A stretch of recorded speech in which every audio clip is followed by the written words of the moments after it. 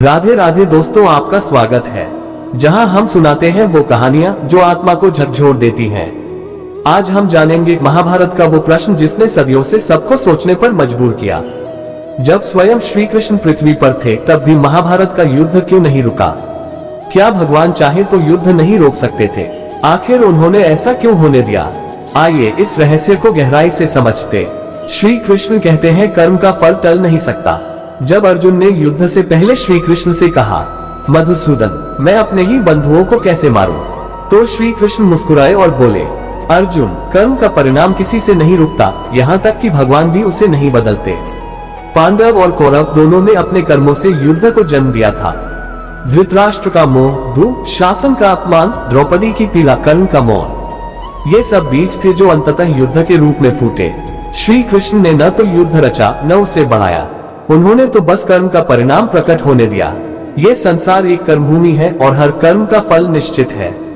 श्री कृष्ण सिखाते हैं जो हुआ वह न्याय का हिस्सा था। श्री कृष्ण कहते हैं अधर्म अपने अंत तक पहुंचता है। जब अधर्म अपनी चरम सीमा पर पहुंच जाता है तब सृष्टि स्वयं उसे नष्ट करने का मार्ग बना लेती है। कौरवों का अहंकार जो केवल शक्ति में था, धर्म में नहीं। उन्होंने द्रौपदी का अपमान किया, सत्य को कुचल दिया और समझ लिया कि सत्ता ही धर्म है। लेकिन श्री कृष्ण जानते थे धर्म और अधर्म का संघर्ष अनिवार्य है।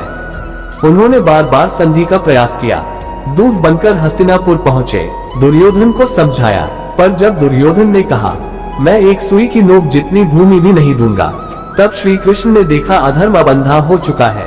तब युद्ध ही वह माध्यम बना जिससे धर्म की पुनः स्थापना हो सके। कृष्ण ने युद्ध को रोकना नहीं चाहा, बल्कि उसे धर्मयुद्ध बना दिया।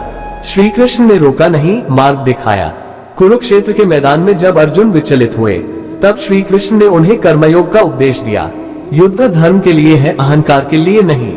उन्होंने कहा तुम कर्म करो, फल की चिंता मत करो, मैं तुम्हारा सारथी बनूंगा, निर्णायक नहीं। यही है गीता का मूल संदेश। भगवान निर्णय नहीं करते, मार्ग दिखाते हैं। वह हमारे भीतर के धर्म को जगाते हैं ताकि हम सही निर्णय स्वयं कर सकें। जब समाज में अन्याय बढ़ता है, जब सत्य बोलने वाले मौन हो जाते हैं, तब युद्ध भी धर्म का साधन बन जाता है। महाभारत केवल युद्ध नहीं था, वह धर्म और अधर्म का अंतिम टकराव था। श्री कृष्ण का संदेश आज भी उतना ही प्रासंगिक है। जब मौन अधर्म का साथ दे तो वाणी धर्म का अस्त्र बन जाती है।